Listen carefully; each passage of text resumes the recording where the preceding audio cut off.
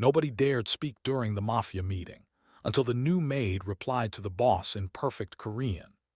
Onethe weight of a name. The penthouse suite on the 41st floor of the Hanwell Tower had been booked under a name that did not exist. The booking had been made 6 weeks in advance, paid in full in cash, delivered by a man who wore no tie and said nothing beyond the reservation details. The hotel's general manager, a precise and cautious man named Director O, had understood immediately what the booking meant.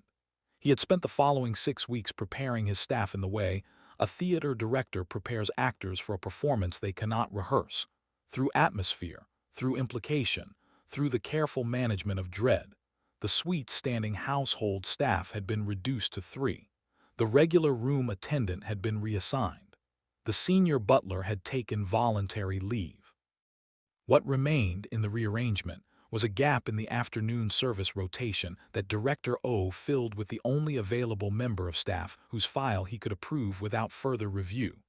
Amara, 24 years old, 6 months employed, flagged in her personnel record as quiet, thorough, no complaints received or filed. He had not told her who the suite was for. She arrived at 2 in the afternoon and found the floor already altered. The corridor outside the suite had been cleared of its decorative furniture. 2 men in dark suits stood at the elevator bank, not as hotel staff and not pretending to be. They looked at her service card and then at her face and then at each other, and one of them made a call. She waited, her hands on the cart handle, her expression composed. She had grown up in a house where composure was a survival skill, not a social grace, and she wore it the same way now. The call ended. The man nodded once. She pushed the cart to the suite door and knocked twice, the standard pattern, and waited. Inside, the room was in the particular condition of occupied spaces arranged with deliberate intention, every surface clear, every object in its exact position, a stillness that was not the stillness of emptiness but of control. 3 men sat around the low table in the main seating area, and a 4th stood by the window. None of them were looking at her. The 3 at the table were looking at the man by the window. The man by the window was old, 70, perhaps, difficult to calculate because his age expressed itself not in physical diminishment but in density, as though decades had compressed him into something more concentrated rather than less. He wore a charcoal suit of quiet, specific quality and held a cane that he was not currently using, its handle resting against his hip. His hair was entirely white and cut close. His hands, the hands of someone who had worked with them before they ever held anything so refined as a cane, were clasped behind his back. This was Kang Seojun. Amara knew the name because 3 days ago, after accepting the assignment, she had asked a colleague who worked the lower floors what the name meant on this particular floor. The colleague had looked at her with an expression she couldn't fully interpret, something between concern and respect for her apparent fearlessness, and said simply, "Don't speak unless he speaks to you. Don't make eye contact unless he initiates it, and whatever happens, do not drop anything." She had not been afraid then. She was not afraid now. She was, however, paying very careful attention. She began her service round. The 3 men at the table did not acknowledge her. This was fine. She worked around them with the quiet efficiency of someone who understood that invisibility was a form of professional respect in rooms like this. She replaced the water glasses. She straightened the service bar. She moved without noise, without the self-consciousness that made people clumsy in high-pressure environments, because she had learned long ago that the body performed best when the mind stopped watching it. She was almost at the door when Kang spoke. He did not turn from the window. He said one word in Korean in the flat, unhurried register of a man accustomed to being heard the first time. Ko cha enus, T. The 3 men at the table turned to look at her. One of them, the youngest, with an expensive watch and the self-assurance of a man whose authority depended entirely on proximity to a greater one, started to speak. She did not wait for him. She turned back to the service bar, located the tea service, and began. 11 Labs packing, open at 115 WPM, measured and atmospheric. The suite description, slow, deliberate, each detail accumulating weight like pressure in a sealed room. This was Kang Seojun, full stop. 1 full second of silence. Colleagues warning, slightly faster, hushed. Kochhaenus, the Korean delivered exactly. Then, T. In English, chapter TWOTHE preparation, the tea service in the suite had been assembled by Director O personally. 3 varieties of premium loose leaf, a temperature-controlled kettle, porcelain that cost more per cup than most of his junior staff earned in a shift. It was, in its way, an apology, a preemptive gesture of deference dressed as hospitality. Amara looked at it and then looked at the elderly man's back, still turned to the window, still holding the same posture of controlled attention. She looked at the premium porcelain. She looked at the varieties of tea, each in its labeled canister, each selected by someone who had researched what a man of Kang's documented preferences might accept. She set the premium porcelain aside. In the lower cabinet of the service cart, underneath the standard linen and spare glassware, there was a simple ceramic cup, the kind used in the hotel's staff dining room, plain white, no pattern, no weight of intent. She had noticed it when she loaded the cart. She had not planned to use it. Now she took it out and placed it on the tray. The reason was not strategy, it was memory.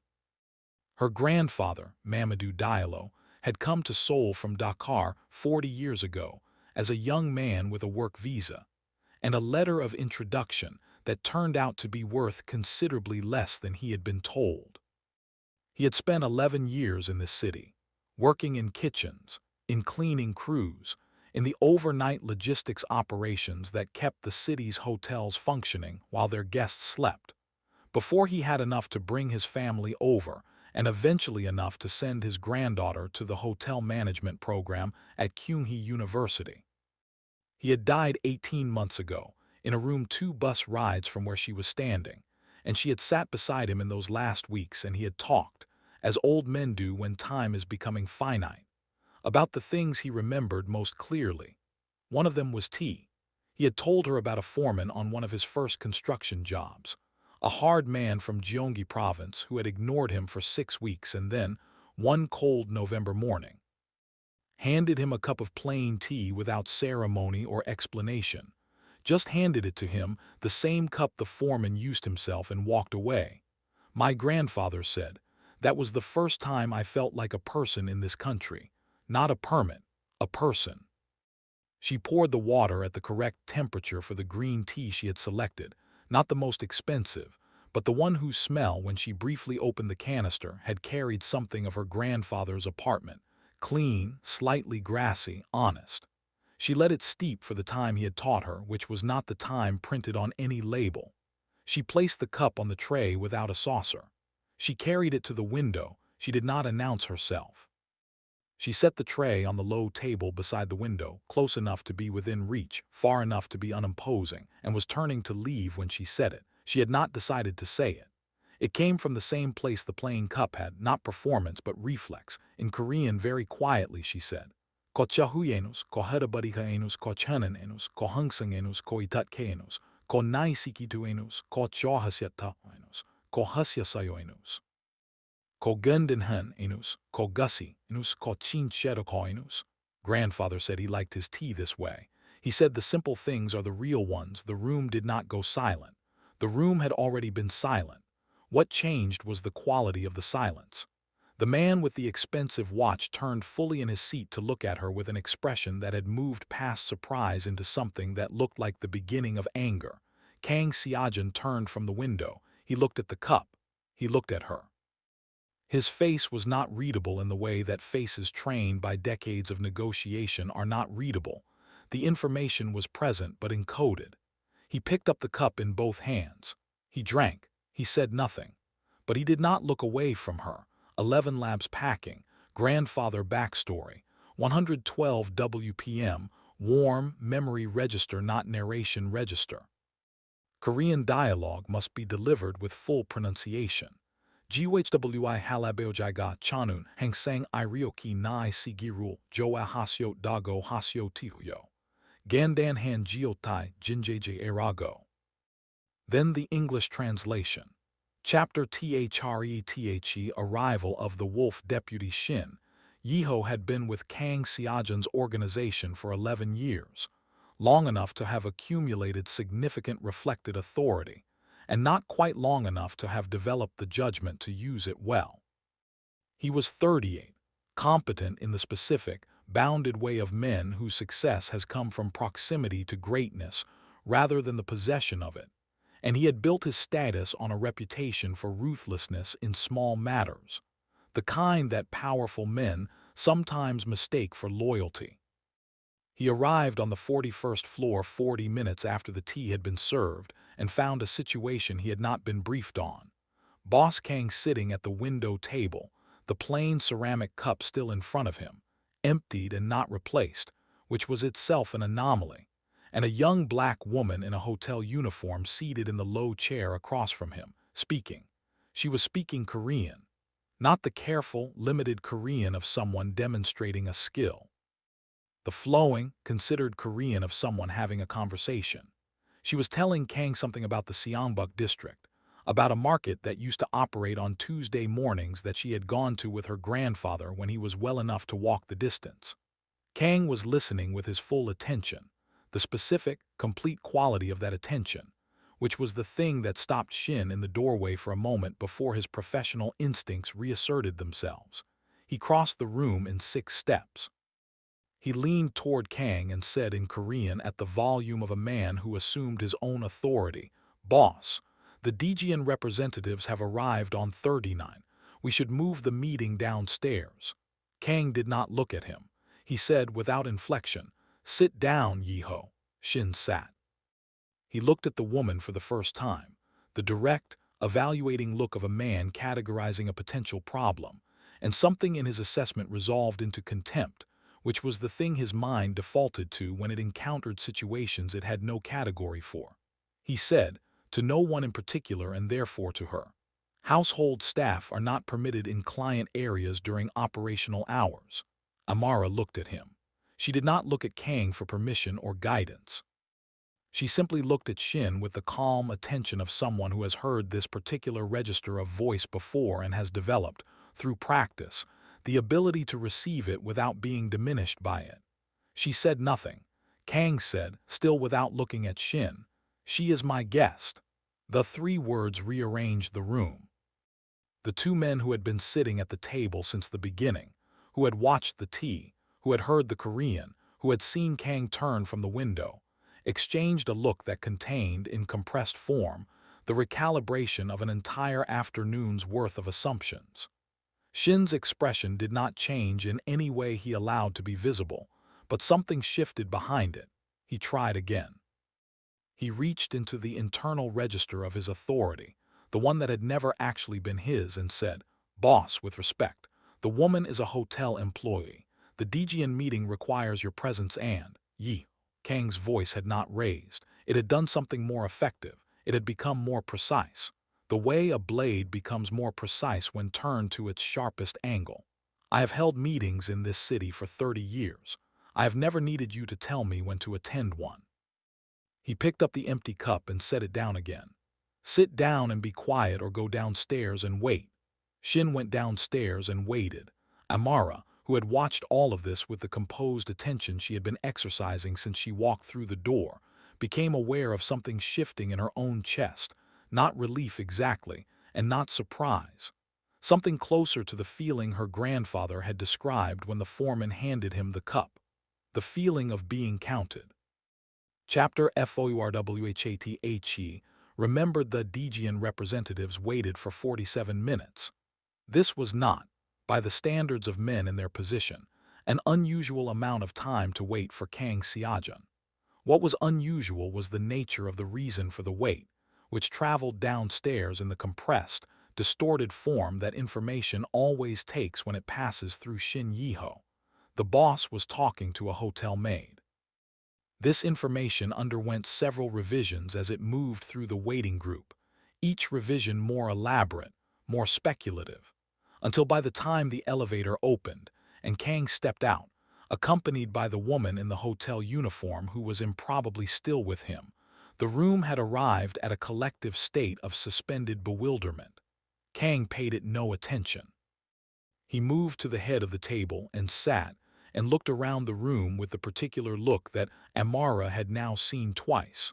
Not assessment, but something more final than that. More like verdict, and said, "Before we begin, there is someone I would like you to meet."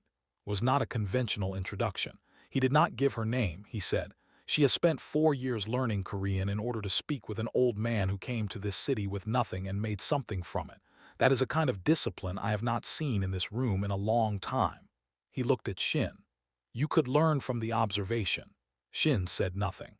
The Dejian representative said nothing. Amara stood at the edge of the room and felt, for the second time that afternoon, the specific disorientation of finding herself at the center of a situation she had not sought and could not have predicted. What followed was not what she expected. Kang asked her to sit. Not at the table, at the side of the room, in the chair beside the window. With a fresh cup of tea she poured herself because it was what felt correct. And the meeting began and she was present for it. She understood after a while why he had asked her to stay. It was not sentimentality. Kang Seojun did not appear to have much use for sentimentality. It was something more practical. She was the only person in the room whose presence he had not arranged.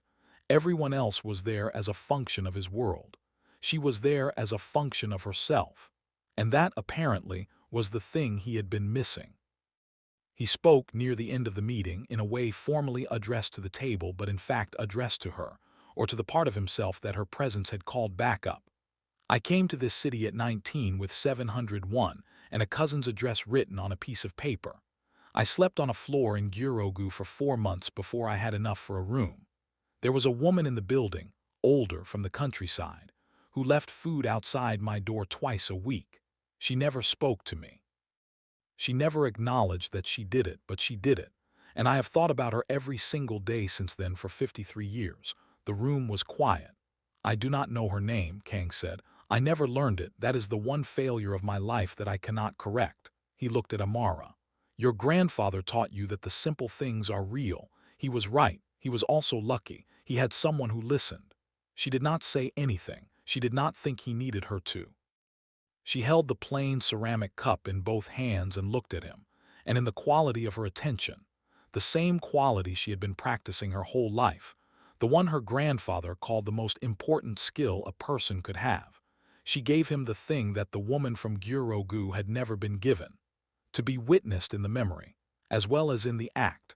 Chapter FIVETHE Rearrangement. The meeting concluded at 6:47. The Dejian representatives filed out with the carefully maintained energy of men who had attended an event that had not conformed to their expectations and were still internally revising their account of it. Shin Yiho collected his materials from the side table with the movements of a man performing composure rather than feeling it, and took the elevator down without waiting to be dismissed. Kang stood. He used the cane now, the first time Amara had seen him use it. Throughout the afternoon he had held it as an accessory rather than a support, and walked to the window of Suite 39B, which looked east over the Han River, currently turning the particular shade of slate and copper it turned at this hour in this season. He stood there for a moment with his hands on the cane and his gaze on the water. He said, without turning, "Your service rotation, the 41st floor." "How long?" "I was assigned 3 days ago," Amara said. "The regular attendant requested a change, and before that, 33 and 34, 14 months." He turned from the window. He looked at her with the same verdict quality his gaze always carried, and she met it in the same way she had met it all afternoon, without performance, without self-consciousness, with the simple attention her grandfather had taught her was the most honest thing one person could offer another. "You are studying," he said. Not a question. He had known it since the Korean, probably since before that, since the plain cup, which was the choice of someone thinking about what would be received rather than what would impress. "Hotel management," she said. "1 semester remaining." He nodded. He reached into the inside pocket of his charcoal jacket and produced a card, plain, unembossed, containing a phone number and nothing else, and held it out. She crossed the room and took it. It was the kind of card that existed for exactly this purpose, to be given to the specific person in the specific moment that warranted it. She had no way of knowing how rarely that moment came. "There is a property in Mapogu," Kang said. "A hotel. 42 rooms, 2 food and beverage operations, currently under new management as of last month. The manager is, he paused, selecting the most accurate rather than the most polite word, insufficient. When you have finished your semester, call that number. Amara looked at the card. She looked at him. Why? She asked, not reluctantly and not with suspicion. A genuine question, because she had found that genuine questions, asked at the right moment, received more useful answers than careful ones. Kang was quiet for a moment. The Han River moved its slow slate and copper below them. Because the woman in Gyeorogu left food outside my door for 4 months and I never learned her name. I am 81 years old and I have enough money to correct a great many things in this city. I cannot correct that, but I can pay attention to what it taught me when I am given the opportunity. He moved toward the door. You gave me that opportunity today. That is a thing I do not forget. He left. The two men followed. The room returned to its hotel suite neutrality. Impersonal, expensive, cleared of everything that had made it unusual. Only the plain ceramic cup remained on the side table, its interior faintly stained with the color of tea, which was the color of her grandfather's apartment in the late afternoon when she would sit with him, and he would tell her, in the slow and deliberate way of a man handing something precious across a distance, everything he had learned. She picked up the cup. She held it for a moment. Then she placed it carefully back on the tray, not because the hotel required it, but because it seemed like the right way to mark the end of something that had mattered. She took out her phone and noted the number from the card before putting it in her pocket. She did not know yet what the Mapogu Hotel would become. She knew only that she would call, and that the call would be answered, and that what had begun today in a room where no one was supposed to speak without permission was not yet finished. Her grandfather had told her once, in the last weeks, that every important thing in his life had announced itself quietly, that the loud things turned out to be scenery and the quiet things turned out to be the story. She had written it down in a notebook she still kept. She thought of it now, in the emptied suite, with the card in her pocket and the city going dark outside the glass. She thought he would have liked today very much. The end next.